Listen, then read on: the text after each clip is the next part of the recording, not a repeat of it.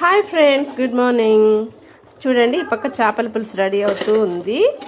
దీన్ని డిస్టర్బ్ చేయకుండా మనము ఈ పక్కకు వద్దాము. ఇదేంటంటే చేపల పులుసులోకి మంచి కాంబినేషన్ సంగటి అండి. సంగటి చేస్తున్నాం. 1.5 గ్లాస్ రైస్ ని మనము కడిగేసి ఉడకబెట్టున్నామండి. ఉప్పు కూడా వేసాము. దీనికి 1 గ్లాస్ ఆఫ్ రాగి పిండి వేస్తాము. దీన్ని ఇట్లాగే మూతపెట్టి ఉంచుతామండి.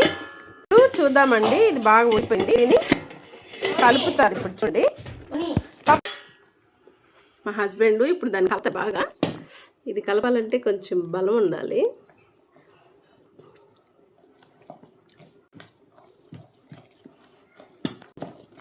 వీడియోకే ఒక గ్లాస్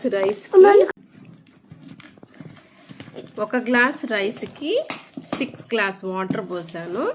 అంటే వాటర్ ఎక్కువ ఉంటే మనము రాగి పిండి వేసి కలిపినప్పుడు గట్టిగా అయిపోకుండా కొంచెం బాగుంటుంది, సాఫ్ట్గా.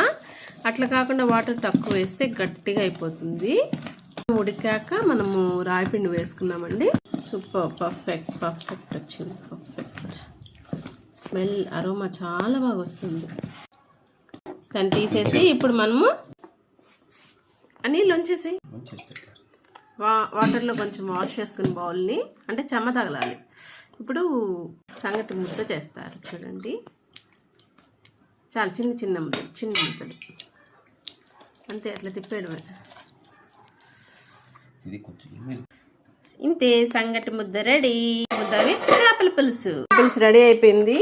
సంగటి ముద్ద చేపల పులుసు. It's a great combination. మనం సర్వ్ చేసేసుకుందాం. Bye bye.